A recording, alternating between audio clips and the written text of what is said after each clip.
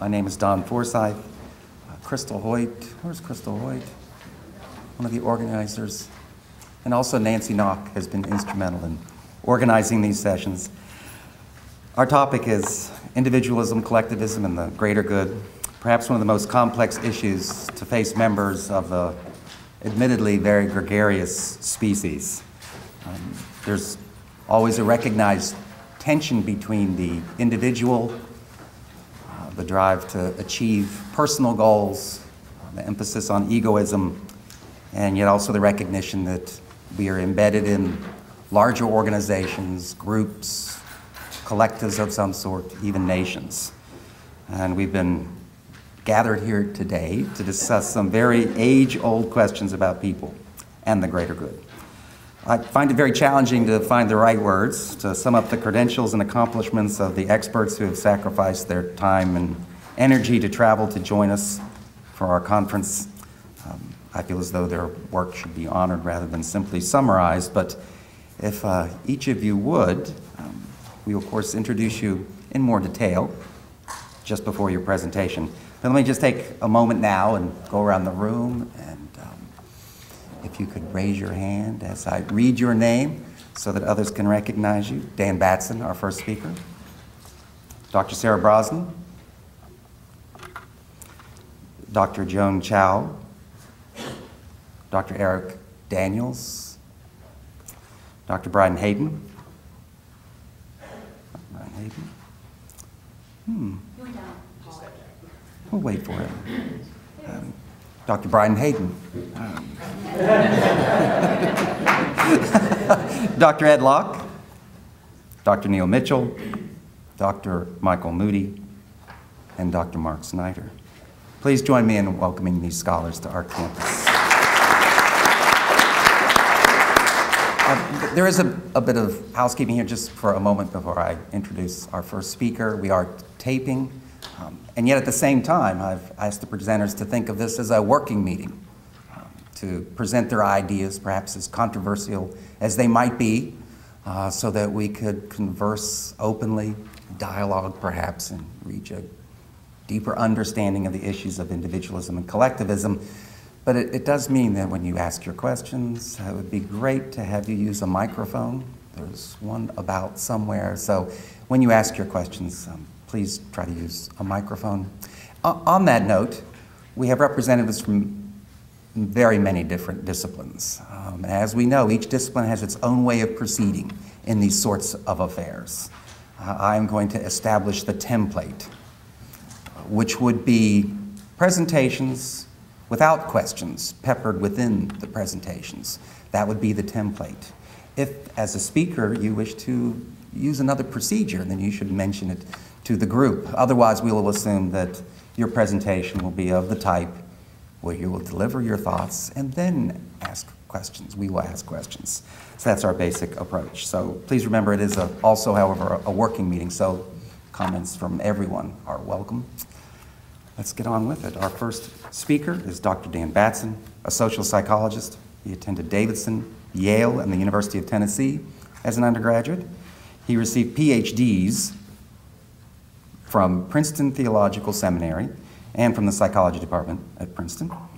He's an expert on the psychological and emotional bases of altruism and the author of the book, The Altruism Question, Toward a Social Psychological Answer.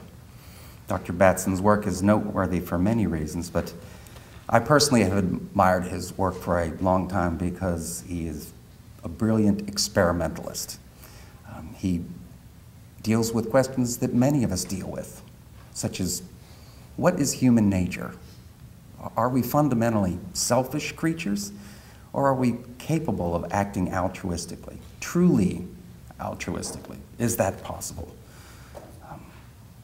Hypocrisy. How can you explain why an individual has a set of values and beliefs, then acts in ways which are inconsistent with those values and beliefs? Hypocrisy. Many of us think about these things all the time, but Dr. Batson, through his experimental methods, has been able to separate correlational processes involved from actual causal factors as well. Dr. Batson will be speaking today on the topic of empathy-induced altruism, friend or foe of the common good. Welcome.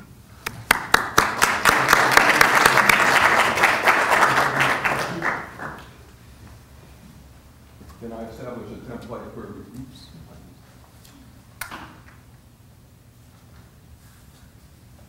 A template where we, can you hear me okay? Yes. Okay. Can be somewhat casual. Sure. And I would like to violate the template, or have you, if you will, immediately. Feel free to ask questions at any point, particularly if things are not clear.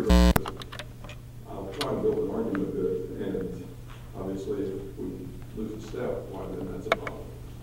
Okay.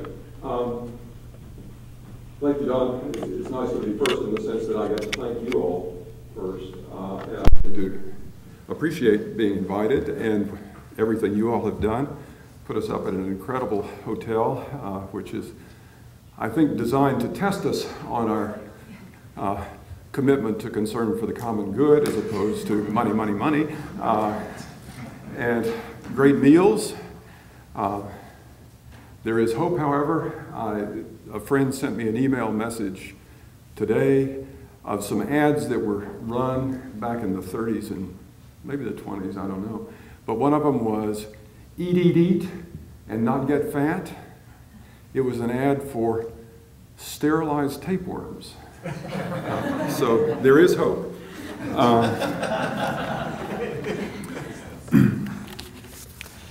As Don said, I've spent a good bit of time trying to think about and do some research on the question of the existence of altruism in humans and what's historically been called the egoism-altruism debate.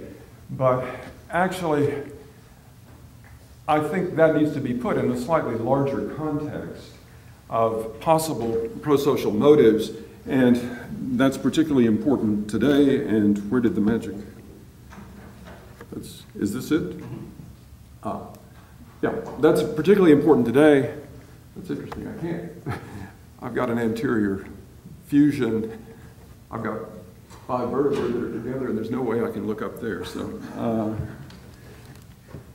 going to have to peek over here. I put egoism and altruism in the context of 4 possible forms of pro-social motivation, and there may be more. I'm not trying to say this is an exhaustive list, but by egoism, what I mean is a motivational state with the ultimate goal of increasing one's own welfare.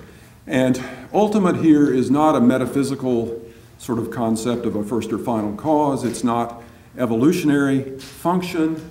I'm talking about what the person is after in the situation. You know, so it's a means-end issue. And the contrast for an ultimate goal is an instrumental goal where you pursue something as a means to reach something else. Okay? And so egoism, the ultimate goal is to increase one's own welfare. That can be a motive for acting pro-socially.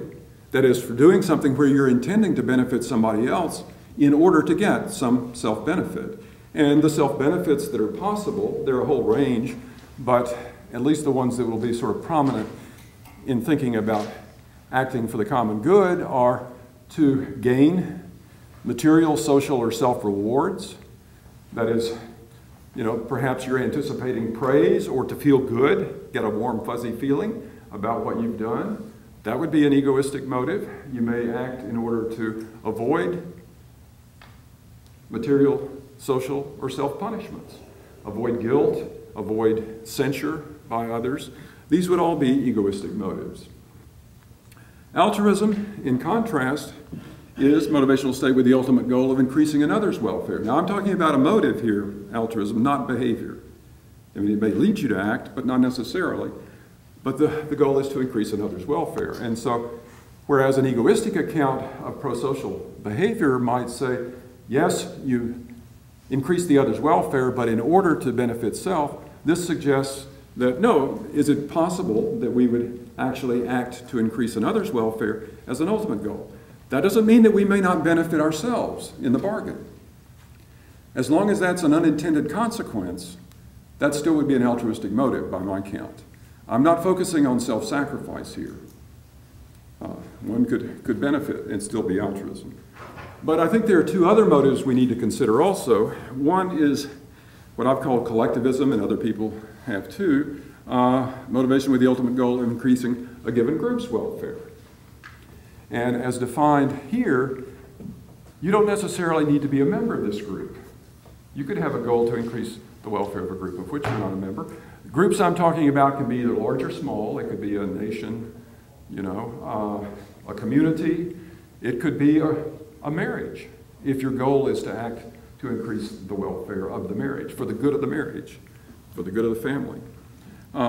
Finally, just to have another ism, I've called this principlism. This is moral motivation. That is, motivation with the ultimate goal of upholding a given moral principle or standard, expressing a particular character. I'm not trying to be purely Kantian here, but I didn't have a whole lot of space on the slide. And what I'm arguing is that these are four distinct motives. There may be others, as I say, but I think it's important to keep these clear and distinct. And sometimes they work together, of course, but sometimes they don't. And when we're thinking about for the greater good of all, usually the conflict that's focused on is a conflict between self-interest, that is egoism, and the common good. Now, the common good is not necessarily a motive. We're talking about an outcome here in terms of what's good for others. Sometimes self-interest and the common good can go together. Sometimes they conflict. And the battlefield on which the conflict is most apparent is within social dilemmas. And so that's what I'm going to focus on, are situations that have been called social dilemmas. For those of you not familiar, just some brief features. These are not exhaustive features, but there are some crucial ones. One is each individual in a collective has a choice about how to allocate resources. That is, you've got something and you've got some choice about what to do with it. If you allocate it to the group as a whole, then it provides greater good for all than if you allocate to self. On the other hand, if you allocate it to yourself, it provides greater good for you. And implicit in this is the dilemma and the irony part, which is that if everyone allocates to the group, it's actually better for everyone individually than if each one keeps to themselves. Okay. But we can focus on these key features. This is the way it comes to you as an individual in the social dilemma. Examples, there are lots. Let me just mention a couple. Resource conservation. This is a commons dilemma where, the more resources you use, the better that may be for you, but it leaves less for others. Public TV is a public goods dilemma, as it's called. So contributing to that. Voting is another public good dilemma. Paying taxes, assuming that you are not worried about getting caught. Philanthropy can also be seen as another example. Okay, so the question immediately then is, why act for the common good in one of these dilemmas? And the classic answer from game theory and from at least the orthodox version of the theory of rational choice is nobody will. It's not in your best material interest to act for the public good, and so people won't do it because that's the only motive that's in play, is maximizing personal gain. Now, the problem is that when you run studies or you observe behavior in the world in social dilemmas, not everybody just acts for personal gain. So the classic orthodox view is wrong. But what that's led to is a modified view, at least that's what I'm going to call it, where one can think about expanded self-interest. Okay. And that expanse can occur in a couple of ways. One is you can think about enlightened self-interest, where you're thinking not just about my material gain in this situation, but one is long-term consequences. And so if I can convince myself that if I give to the public good, and particularly if I can get others to do the same, that's going to be better for me in the long run, then that's still operating on the basis of self-interest. Side payments are self-benefits you get that are non-material. And so these are the social and self, either rewards or punishments that I was talking about. And so one may, give to the common good in order to avoid feeling guilty, or to feel good about oneself, or to gain praise, things like that. The second general basic possibility is group identity, and this comes from self-categorization theory that was developed by John Turner back in the 1980s. And what Turner argued was that we can define ourselves at different levels. We have our personal individual self, but you can also define the self at a group level, where instead of I and you, I'm seeing myself as we. And Turner argued that at that level, then not only is the self depersonalized, as he said, but also self-interest is depersonalized. And so it's now my self-interest is expressed in terms of the group. And individuals in the group, myself included, are simply interchangeable exemplars. Okay, that's Turner's view, which again would be an expanded self-interest. It's just now the self is defined at the group level. But collectivism that I talked about earlier as a motive where the goal is to increase the welfare of the group, that also could play here, not as an expanded self-interest, that's a third motive. Okay? And so would principalism be. But they could also lead one to act for the common good in a social dilemma. Okay. That's the modified orthodox answer, and I think there's truth in all of these things, potentially, but I think they leave out something important. And that's that other motive that I mentioned, altruism. And so what about empathy-induced altruism? Does it have any role to play here? Well, I would suggest let's think about certain conditions. One is if one has an opportunity to allocate resources to others in the group as individuals. Now, the interesting thing about the formulation of and the research on social dilemmas, this question hadn't even been considered. It was assumed that your choice is allocate to yourself, allocate to the group. What? I think there's more. So the possibility of allocating to others in the group as individuals, if one values the welfare of one, and I should say one or more, but again, I didn't have room on the slides, of one of these individuals, and that individual needs resources, then if you feel empathic concern, and I'm going to talk about exactly what I mean by that in just a minute, but if you feel empathic concern for that individual, the research that we've done suggests that will evoke an altruistic motive to benefit him or her. Okay. It's what I've called the empathy-altruism hypothesis, which is simply the hypothesis that empathic concern produces an altruistic motive with the ultimate goal of relieving the empathy-inducing need. Okay? And what I want to argue is that sometimes such benefit will promote the public good, sometimes not. And that's what I really want to spend time on. But first, let me say a little bit more about empathic concern and this empathy-altruism hypothesis. And it is going to be a little bit. I could rattle on for quite a while about this, but I got to not do that. So what I mean by empathic concern, the definition I'm talking about is other-oriented emotion elicited by and congruent with the perceived welfare of another in need. So it includes feelings like sympathy, compassion. I'm not trying to make a difference between empathic concern and sympathy. What I'm calling empathic concern, many people would call sympathy today. But the crucial thing is that it's feeling for the other. That's what I mean by other-oriented. It's feeling for the other, not feeling as the other person feels. Okay, and there's several other things that I'm not meaning by empathy. So let me be quickly explicit about that. First, I'm not talking, empathy has been used for all these things, and this is the reason that I'm trying to make distinctions here a little bit. Matching the posture or the neural response. I'm not talking about motor mimicry.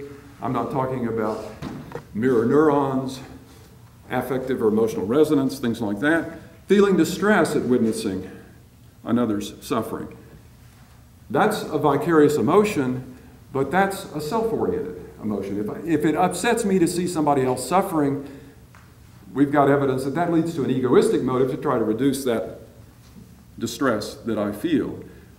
two different forms of perspective taking that have sometimes been called empathy and have been blurred with each other and are distinct, and also are distinct from what I'm calling empathic concern. One is imagining how you would think or feel in the other's place, a sort of theory of mind simulationist view of things. The other is to imagine how another thinks and feels. That's what I call an other-oriented perspective, and imagining how the other is feeling.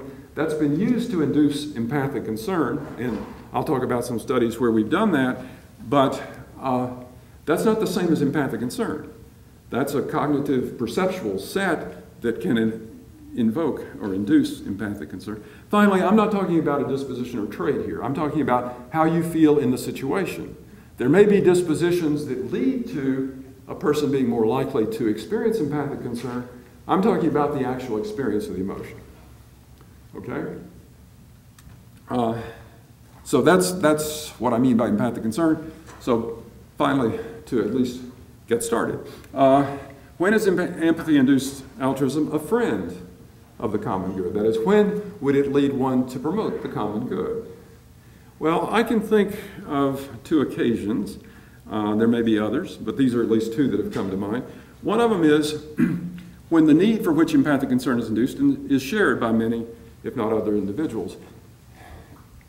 What research we have suggests that these other-oriented feelings tend to be directed towards individuals. But if I can induce empathic concern for an individual, and if others have that same need, which is induce the empathy, then it may generalize. And that we've got some evidence that this does occur. Okay, so that's one condition. If most of the people in the group, then I may feel for many of these as individuals, perhaps, and act to benefit the group as a whole. Okay, the second is when promoting the common good is an unintended consequence of benefiting the individual. And so, for example, I use environmental protection. If you have empathic concern for your children, you may be motivated to try to protect the environment in order that they have a world that's worth living in. One can even say, these days, a person might be motivated to pay taxes, to try to keep the debt from going totally through the ceiling and, passing it on to the next generation. Okay, so let me try to illustrate this with the simplest of all social dilemmas, a one-trial prisoner's dilemma. Okay, and to consider the effects of inducing empathy in a one-trial prisoner's dilemma. Are people familiar with prisoner's dilemma? Do I need to go over that? Okay. So the idea comes just from the situation of two prisoners. They have been caught. There is clear evidence that they committed a minor crime. There's suspicion they created a major crime. And so the police interview them separately and try to get them to rat on the other one. And if one rats on the other, why, the one who rats gets leniency and the other gets the book thrown at him and so forth. Usually in research, the prisoner's dilemma is set up in terms of positive benefits rather than in terms of punishments. And I'm going to give you, these are the payoffs that are the standard von Neumann and Morgenstern payoffs multiplied by 5. I just got it into bigger numbers. And these are for raffle tickets. We set up the studies in terms of you could get raffle tickets for a $30 gift certificate. That's the prize at the store of the winner's choice. Now, you may say $30 gift certificate, who cares? Well, it turns out if you get people thinking about what they would buy with the $30, and we ask them what store and what would buy, we can get at least undergraduates at the University of Kansas pretty hungry for these raffle tickets. It does seem to work. And these are the payoffs that they were given. The reason this is a dilemma is because for each player, no matter what the other person does, it's always to your benefit to defect. Okay? That's true for both players, but if both players defect, that's worse than if both players cooperate, and that's just the standard payoff. Okay, so that's what they're given. The way we set this up, sometimes these studies are done where the participants are simply given the matrices. I think that actually encourages turning this into a sort of logical puzzle. And so what we tried to do was set it up in a more normal way that they might understand. And so each of the two participants in the study got 3 cards. Okay, each got 2 +5 cards and 1 -5 card. One player got red cards and the other player got blue cards.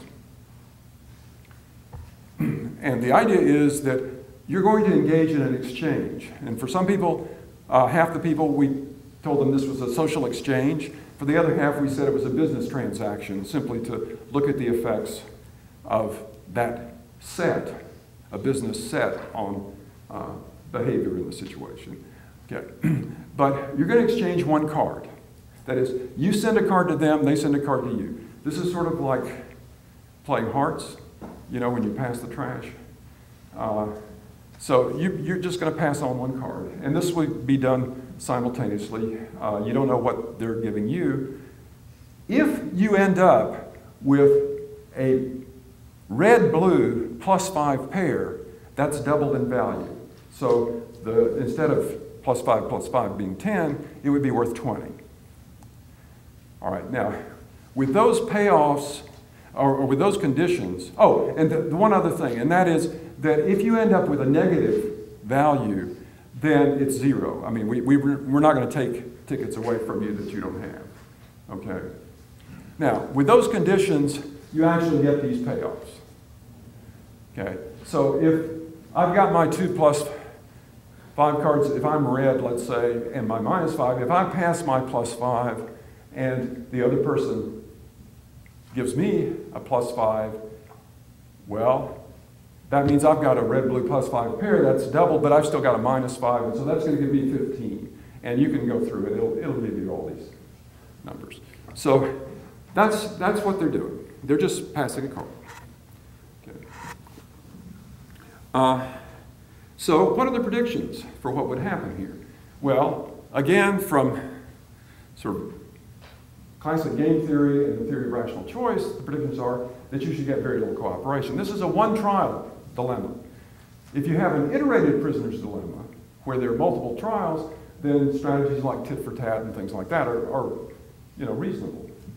You can try to control the other person's behavior to some degree. This is one shot.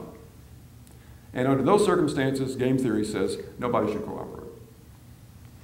Well, it turns out that people do.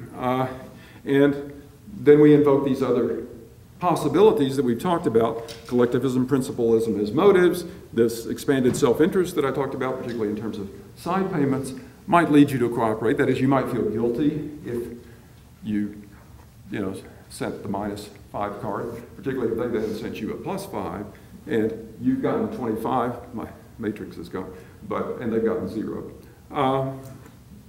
Okay. Well, what if you induce empathic concern into this? That is, you feel for this other person. Then the empathy-altruism hypothesis would say we've got another motive in play now of altruism, which should lead to even more cooperation. Okay, so, well, how do you induce empathic concern in this kind of a situation? What we did was we told the participants that we were interested in the effects of different types of interaction on the way people made their choices in the situation. Okay, and all the participants were told that they were in a condition where it was going to be indirect interaction. But what we told them indirect interaction was differed in different conditions. For some people, a third of them, we told them that meant there was going to be no prior communication between the two of you. You simply were going to make your choices, exchange the cards. That's it. Okay? 2/3 that it was an indirect interaction where one of the participants, called the sender, was going to write a note. And they actually had already written this note, presumably, because they did it before they knew anything about what the study was about, so that couldn't affect what they wrote. They were supposed to write a note about something interesting that had happened to them recently, and then the sender would send the note. The other participant was going to be the receiver, would read the note. Guess which role our participants got assigned to? They were all receivers, okay? So they're going to get this note from the other person about something interesting that's happened lately. This was for 2/3 of the people. And then perspective-taking instructions were used to induce empathy for half of those. So now 1/3 of the people will have a perspective that will induce high empathy, 1/3 low empathy, and then 1/3 have no note at all. Okay? So the idea is, logically, this should create two conditions that are low empathy. The no communication or no note, and the low empathy perspective. Well, let me be explicit about these perspective instructions. Low empathy condition, they're asked to remain objective while they read the note. Objective and detached. That's trying to sort of dampen any tendencies to feel this empathic concern. And in the high empathy, imagine how the other person feels. This is the imagine other perspective that I talked about before, trying to induce empathic concern. Okay, and so then they read these instructions. They were trying to maintain this perspective while they read the note. And they had, the note was slipped to them, sealed envelope. They opened it. It was a handwritten note. And in every case, the note was the same. The person, these were all female participants, I should say, in this study. And the other woman was writing about a situation where she had been dumped recently by a long-term boyfriend. Okay, and so, and this had been upsetting. And this is the tail end of the note, the way it ends. Wants to date other people, says he still cares a lot about me, but doesn't want to be tied down. I don't know whether this sounds familiar to anybody, but kind of upset. All I think about, meet other guys. Something good to happen to me to cheer me up. We assumed that people would think, oh, well, you know, getting raffle tickets, more raffle tickets, that might cheer her up a bit. Presumably, me defecting would not. So that's the thought. Do you understand the logic of the study then? Okay. These are the proportion of participants cooperating. These are the two low empathy conditions. That is the ones where we would expect to be low empathy. And you can see that the set of this being a social exchange versus a business transaction does have a significant effect. That's simply replicating previous stuff. Of course, the question is, what will happen to these folks who have been induced to feel empathy? And in fact, we did check that manipulation by self-reports, and they do feel more empathy. And the answer is you do get a significant increase in both conditions. And also, I mean, it seems that the business transaction versus social exchange doesn't seem to make much difference to these folks at that point. Okay. So, this is a case where inducing empathy or empathy-induced altruism would seem to be a friend of the common good, that is, the greater good of the two of you. This is a minimalist group situation. In a follow-up study, we decided to up the stakes, though, and try a little bit more serious test, and that is, what if you know that the other person has already defected? Okay. So here's a study where it's exactly the same procedure, same stuff, except instead of saying this is a, you exchange simultaneously, this is what's called a sequential dilemma. That is, one person will send their card, and then the other person sends a card back. And you're always the one who goes second, so you know what the other person is doing. And what we're going to do is set it up so that the other person, the other woman, again, females, has always defected. Okay. So what would we predict under those circumstances? Well, game theory, theory of rational choice. Now all our theories of justice, sort of social norms, predict that there's really no dilemma left. I mean, the thing that's fair to do here is to defect. But empathy-induced altruism says, no, there still is a problem here. Because if you care about the other's welfare, the way you can promote their welfare, and the only way, is to cooperate. This is what one might call the parent's dilemma. Okay, this is the kid who has screwed you over, sort of, the parable, the prodigal son, you know, the story of the prodigal son, who has taken the goodies, squandered them, comes back. What does the parent do? Well, justice, as the older son points out, is no favors. But the empathy-altruism hypothesis predicts that a dilemma remains.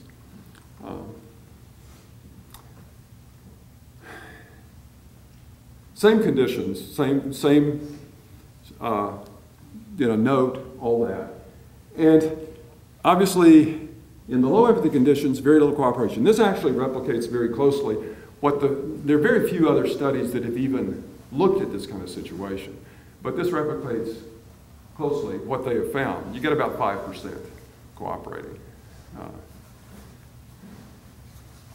Amos Tversky called those the saints in a study that he ran. But high empathy, well, it jumps up to 45%. It's not 100%. It certainly, empathy-induced altruism hasn't overridden self-interest, revenge, anger, all those sorts of things for all of the participants by any stretch, but for almost half. Okay. Yes? Well, I'm wondering about a methodological issue. Sure. I didn't know if we wanted Fire. Microphone. Oh, sorry. I didn't know if there was one running around. I suppose I can wait. So in terms of how the experiment's set up and what we might be observing here, I assume that the participants are interacting with someone who's running the experiment that's there to observe these behaviors and you know, not. But that experimenter is blind to condition. Oh no, I realize that. But so in not just this part of the study, but the other ones, when the individual acts in a way that seems contrary to the rational choice theory, what one is assuming, what I think they're arguing here is that is an indication that empathy-induced altruism causes them to act in this way. You know, that we see this jump.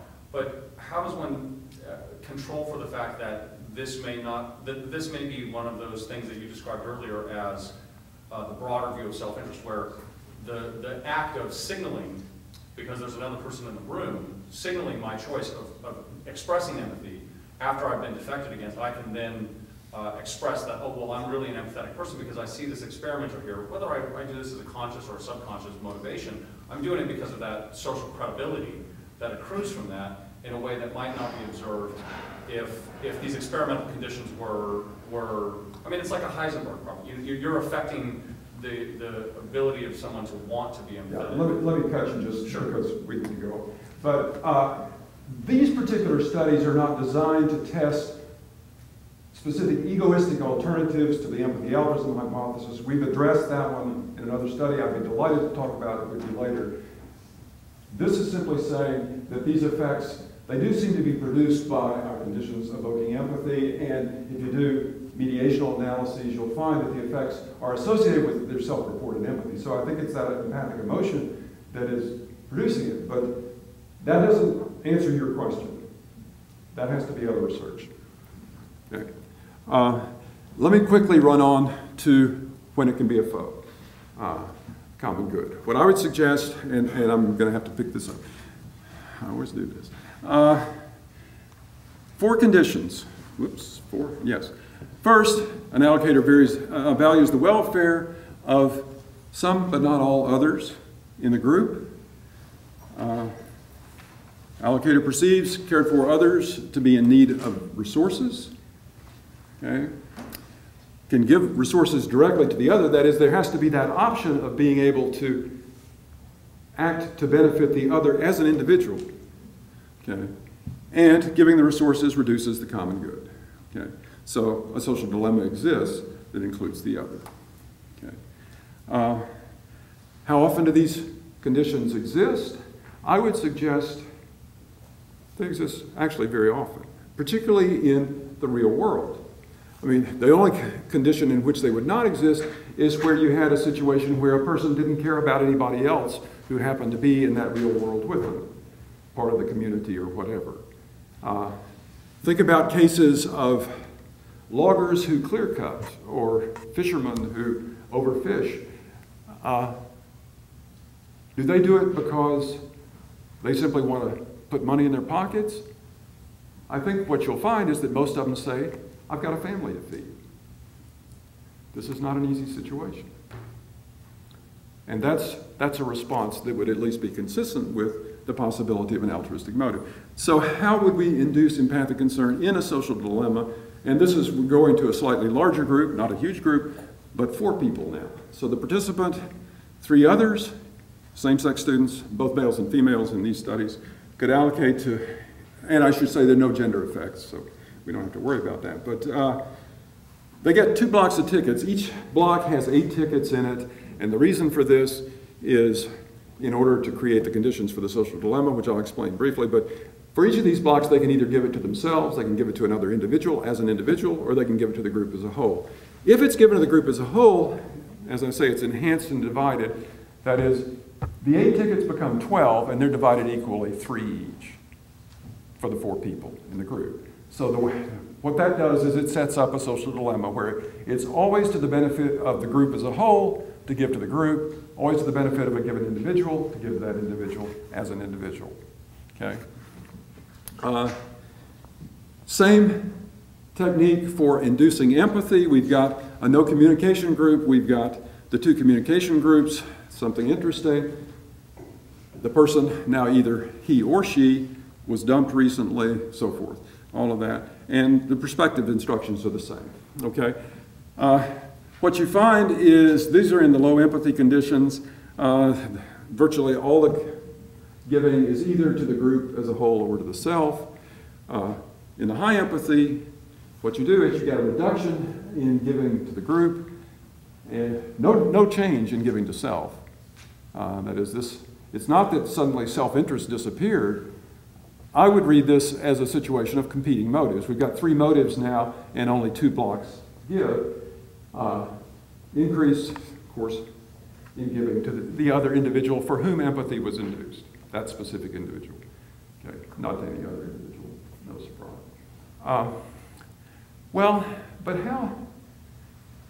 how serious a threat to the common good? I mean, it has reduced the common good. It's not a huge reduction in this particular study, but how serious a threat to the common good really is empathy-induced altruism compared to egoism or self-interest? Because obviously we feel our own interests directly. We may feel concern for somebody else, but that's a somewhat vicarious experience. And so we set up another study to try to compare these things. And in order to do that, the problem with the previous study is that you had 3 motives in play at once, and so you can't really assess the effects clearly of one versus another. And so we wanted to try to disentangle these. And so this study has 3 different conditions in it. One of them, a third of the people were put in a proxy. Now this is going to strip a gear or 2 perhaps. They're not in the group themselves, but they have the opportunity to either they get to make an allocation. And the allocation is either to the group as a whole or to one of the individuals in the group. Okay, and they have gotten the dumped note from this individual, but they're with the perspective that should induce low empathy. So this is a low empathy. So we shouldn't have an empathy-induced altruistic motive. They're not in the group. They've got no dog in this fight. So they've got no advantage. There's no self-interest in play. This should be a pure baseline condition of just sort of the norm to give to the group as a whole. Okay?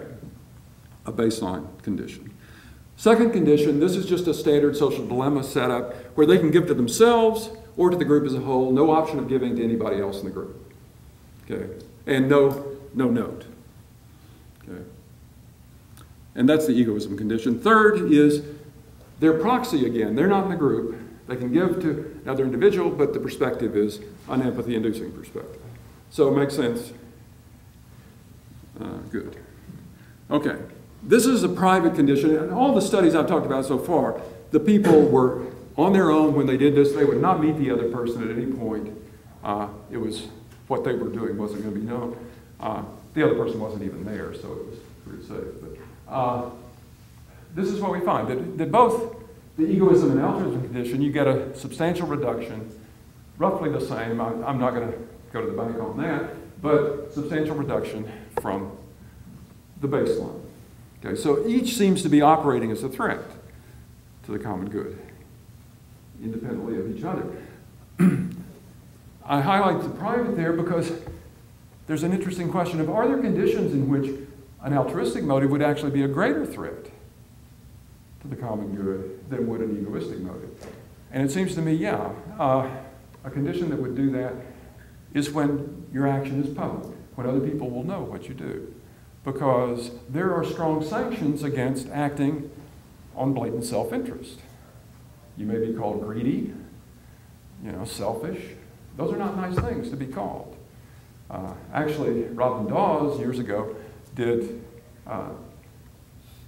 ran just one round of a study where after people had done their choices in a social dilemma, gotten their payoffs, brought the group together, and there was a guy who had defected, the others had not. They barraged him with such vehemence that he actually called Dawes later that night and said he wanted to give the money back. He had felt really bad about this. I mean, they said nasty things to this guy. And Dawes said he would never run such a condition again.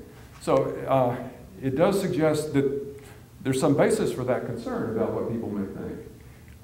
So we ran a condition where they knew in advance that after people make their choices, you're going to get together. And we'll simply, let everybody know what everybody decided and get the payoffs.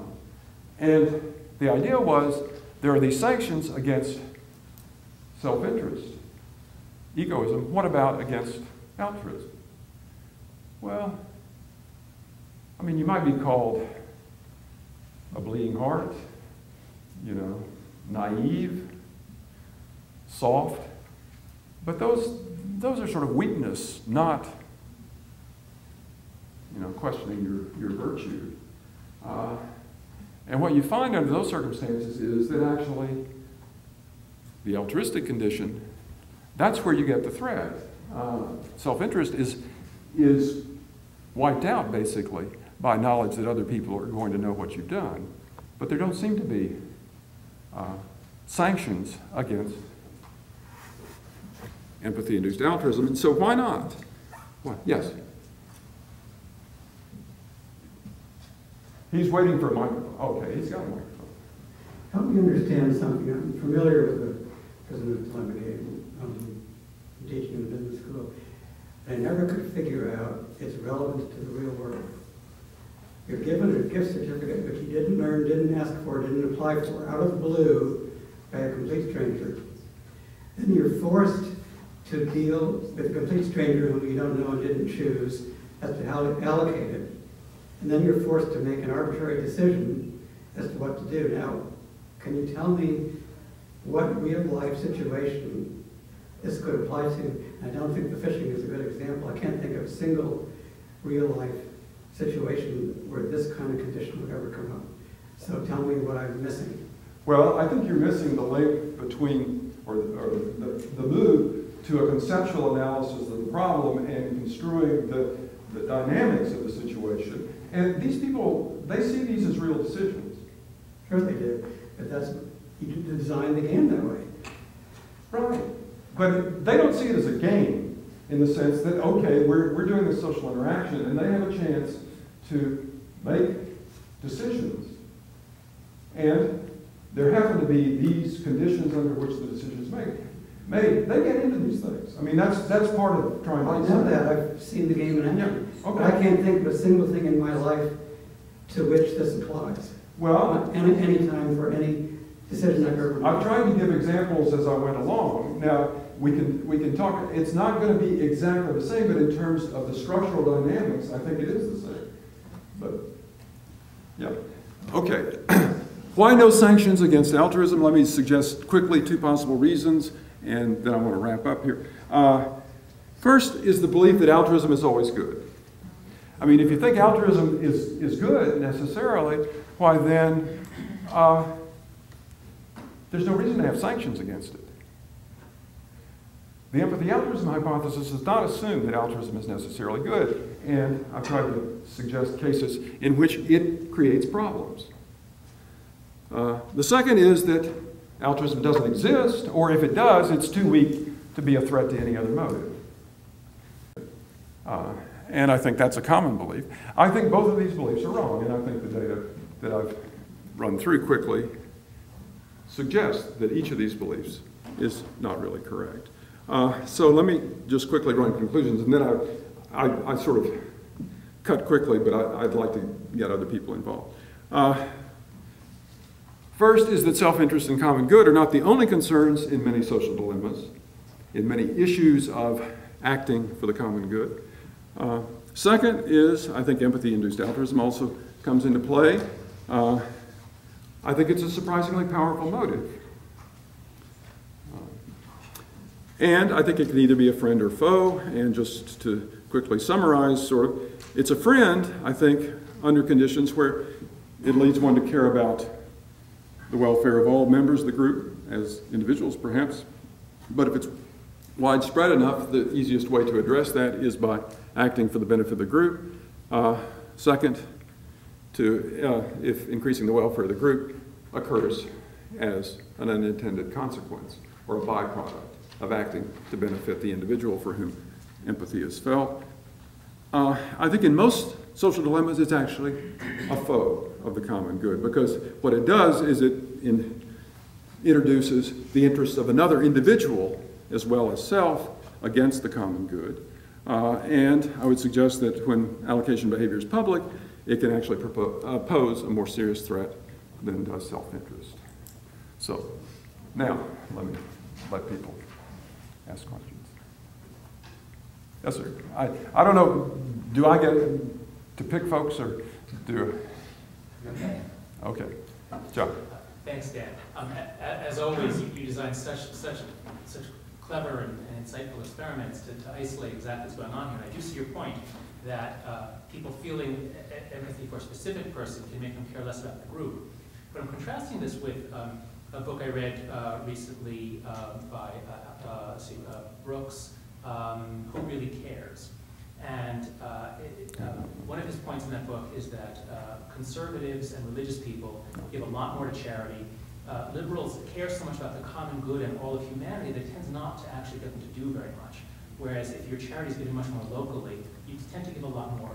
So if we imagine one world in which everybody really is trying to get everybody else to care about the common good and not to make these little side deals with people they feel sympathy for, that would be liberal world. And then conservative world would be to hell with the common good, give to your group, give to people who are suffering nearby. But this concept of the common good, conservatives often lampoon liberals for caring about. Might it be the conservative world in that scenario would actually be a better place than liberal world? Yeah, I guess I would construe the two worlds a little differently from the way you do. At least another way to think about the conservative world, okay, to focus on that one, would be a world in which maybe I feel, if we're thinking about religious conservatives particularly, perhaps I feel this is my duty as a Christian or whatever to do this. Okay, and so I may be doing that. I mean, that may be an egoistic motive in my structure. That is, I may be doing it to avoid hell. I may be doing it to, because I would look bad in my congregation if I didn't do so. There are lots of possible reasons there. But those things, those are important, factors that can affect behavior. I'm not denying that. I would see that, I would tend to construe it more as a, this extended self-interest versus perhaps a principled stand or perhaps a collectivist stand where you're saying, oh, do it for the good of the group. One thing I should say also in relation to what you're raising is the evidence, there's not really good evidence yet for the existence of either collectivism or principalism as motives independent of egoism. And the same kinds of questions that have been asked about an altruistic motive and I think quite legitimately so, asked, you know, isn't this simply instrumental egoism? Sure, you do these nice things for people, but isn't it because of what's in it for you? We need to do the same kinds of research. Robin Dawes has done some with collectivism, but he ran out of money. And we need to do that for collectivism. We've tried to do some of it for principalism or morality, and we find a lot more evidence for instrumental egoism, if you will, in the moral domain, and very little evidence for a truly moral motive. So, yeah. Mark? Could I think that's a question that's really a bear on your question. First thing, guys, is this thing on? It's not amplifying here. We're assuming it's going into the... As long as you can see the red button on it and the little numbers in the window. Yes. Okay. I think there's an underlying question. Your question, and very much in your talk, and I think in every other talk in the session, when we talk about the common good, who is the common in common? Clearly there's a divide between me as an individual and everyone else. Is that the divide we mean when we talk about the common good, or is the common good all members of the group? Because we often talk about members of the group, but when we talk about the group, is it all members of groups that are essentially our own group? All people of my own gender, my own ethnicity, my own nationality? Or is it something much larger than that crosses over lines of the various in-groups to which we belong, and it starts to become humanity at large? And clearly when we start thinking about doing things for the common good of people who in a lot of ways are very different from us, then we start to get into some trade-offs. Are we giving for the benefit of our own individual group, or are we giving for the benefit of some other group who's very different from us? And that's where I think the liberal conservative divide that you bring in comes in. So I'll ask you this now, Dan, but I'm going to ask this of everyone. Who's the common in the common good? Well, I can only answer for me. I mean, I agree that I assume it's more a comment to set an agenda for us, not a question you're expecting me to answer. At least not a question I'm expecting to answer. But for me, it can be cut any of those ways, but I would also add another that you didn't mention. I don't have to be a member of the group necessarily. Again, it tends to be an expanded self-interest view of things, where the only way you could possibly get somebody caring about the collective is if they had an interest in it somehow, you know, in the sense that they were in it. And I think we can value the welfare of people who are different from us. Now, it's not as easy, not as common, but I think it can be done. So I would include that among the expanding circles that you talked about as common good. So a very quick follow-up. Is part of the answer to the question, is empathy the friend or the foe, having to do with where one draws the cut point of where we go and call it a common good versus the personal? Yeah, I don't think so. Maybe I'm missing it, but I don't think that's true. The issue for empathy is it's a feeling for another individual. It has to be for an individual. Well, that seems to be the way it works, yeah. And again, if there is some collective of which that need that the other individual has that's induced the empathy is widely represented, then that may lead to action on behalf of the group. Someone may feel for this refugee or something, but then it expands. And so one may act on behalf, in terms of benefiting the group, but that's different from treating the group as a whole, I think. We perhaps have time for one more question. Probably. Yeah, Brian Casey. Well, I like your division of motives and your analysis quite a bit. One of the things that occurs to me is that a dimension that you haven't taken into consideration in the model in terms of how powerful these are relative to each other is the cost. I mean, if there's no cost, you expect much higher degrees of empathy with other people. But as the cost escalates, you expect more, I mean, I would expect at least more self-interest. to dominate. For instance, instead of providing a $30 gift certificate, what if you up that to $1,000? Yeah. How would that affect your results? I can't tell you. No, I know. I mean, just in your mind, the mental exercise. Paying the $30. Or what if you upped it to $1 million? Yeah, yeah. Okay. I mean, there have been studies, these are not specifically on empathy, induced altruism, but there have been studies where they've upped the cost, like in ultimatum games. And it turns out it doesn't seem to make much difference. They can get up to substantial costs, and people still will reject offers in an ultimatum game that would be to their material benefit to accept, but because it's an unfair offer, they'll reject it. So I'm not sure, I mean, obviously cost, what that is another egoistic motive. And I'm not suggesting that there's only one motive of each type. There are a whole cluster of these. And certainly it's true that,